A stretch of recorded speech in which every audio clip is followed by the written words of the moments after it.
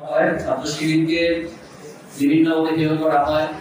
তো আসলে আমরা জানি আমরা কতটুকু সৎ, তুমি জানো তুমি কতটুকু সৎ। ছাত্র শিবির তার প্রতিষ্ঠা লগ্ন থেকে আমরা আমাদের সততার জায়গা, আমরা আমাদের আদর্শের জায়গার সাথে কখনো কম্প্রোমাইজ করি না।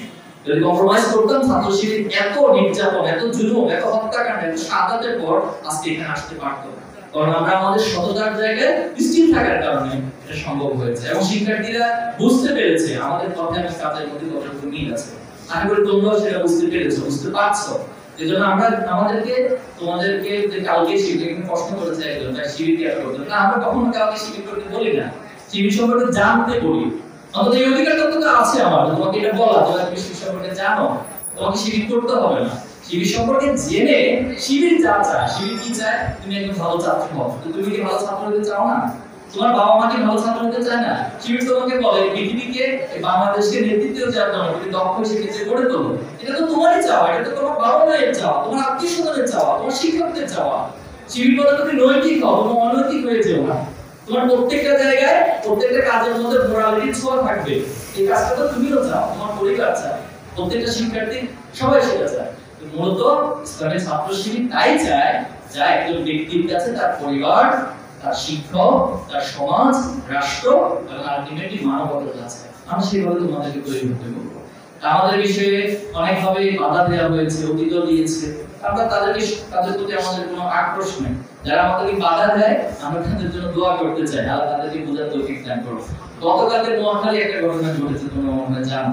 নোয়াখালীতে দারসুল কোরআন একটা মসজিদে কিছু শিক্ষার্থী একসাথে হয়ে কোরআন চর্চা নামক একটা কোরআন তালিম দারসুল কোরআন প্রোগ্রাম আয়োজন করেছে। সেখানে দেখা গেছে বিএনপি এবং যুবদল সহ বিভিন্ন একটা গ্রুপ অস্ত্রশস্ত্র নিয়ে হামলা করেছে। এটা আমাদের জন্য খুব লজ্জাকর একটা বিষয়। তারা ভেবেছিল এটা করার পর সারা বাংলাদেশে মনে আমরা মেসাকার করে দিব, আমরা একটা বিপ্লবী একটা মানে মেসাকার ঘটিয়ে সেখানে ভিন্ন কিছু করে দিব। না, আসলে বিষয়টা তা না। কারণ আমরা ধৈর্য ধারণ করেছি, আমরা সবকিছু নিয়ম তান্ত্রিকতার মধ্য দিয়ে যেতে চাই। আমরা পুলিশের কাছে অভিযোগ করেছি, আশা করি এই সরকার এবং আইনগত সেটা ব্যবস্থা নেবে। কিন্তু দুঃখের বিষয় হচ্ছে গত 15 বছর আমরা দেখেছি 2024 সালে ঢাকা বিশ্ববিদ্যালয়ে যখন প্রোডাক্টিভ রমাদান আয়োজন করা হয়েছে, সেখানে ছাত্রলীগের হামলা করে আমাদের ভাই বোনদেরকে রক্তাক্ত করেছে। কোরআন রিসাইটেশন প্রোগ্রাম আয়োজন করা হয়েছে ঢাবি বটতলায়, সেখানে গিয়ে হামলা করে আমাদের ভাই বোনদেরকে আহত করা হয়েছে, রক্তাক্ত করা হয়েছে। ইফতার প্রোগ্রাম আয়োজন করা হয়েছে, সেখানে গিয়ে হামলা করা হয়েছে। প্রশাসন নির্দেশ জারি করছে যে ইফতার প্রোগ্রাম আয়োজন করতে দেওয়া হবে না। বাংলাদেশের মধ্যে একটা রাষ্ট্রে যদি এই কাজ হয় তাহলে আমরা এগুলোকে ফ্যাসিলিটির যে বিগত সময়ের আচরণ সেটার সাথেই আমরা সংজ্ঞায়িত করতে বাধ্য হব। আর অতীতে ফ্যাসিলিটির যে আচরণ করেছে বাংলাদেশের মানুষকে এর উপর সন্তুষ্ট না বিরক্ত? বিরক্ত হওয়ার পরে কি করছে? হাসিনার পতন ঘটিয়ে তাকে এখান থেকে পালিয়ে যেতে বাধ্য করা হয়েছে। সে পালিয়ে চলে গেছে এখান থেকে। তো এরকম একই কাজ যদি ভবিষ্যতে কেউ করে তাহলে কি আমরা প্রজন্ম বসে থাকবো? বসে থাকবো না। ইনশাআল্লাহ তাদেরকেও একই পরিণতি বরণ করতে আমরা চাই যে তারা সবাই সংশোধিত হোক, সংশোধিত হয়ে এই বাংলাদেশকে সবার বাংলাদেশ হিসেবে গড়ে তুলুক। ইসলামিক ছাত্র শিবির সেটাই চাই।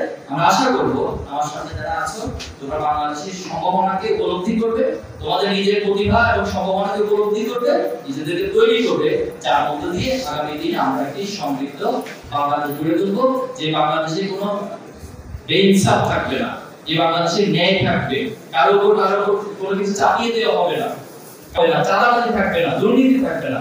এমন একটা বাংলাদেশ গড়তে হলে তোমাদেরকে প্রয়োজন। তোমরা যদি উদ্যোগী হও, তোমরা যদি সামনে এগিয়ে আসো, আমি বিশ্বাস করি আমরা সকলে মিলে সেটা আমরা করে দেবো ইনশাআল্লাহ। তোমাদের সবাইকে অনেক অনেক ধন্যবাদ। তোমাদের জন্য আগামী দিনের সম্ভাবনাগুলো অনেক বেশি সমৃদ্ধ হোক এবং তোমরা তোমাদের স্বপ্নের যে লক্ষ্য সেখানে পৌঁছার তৌফিক আল্লাহ তাআলা দান করুন। আমিন। আসসালামু আলাইকুম।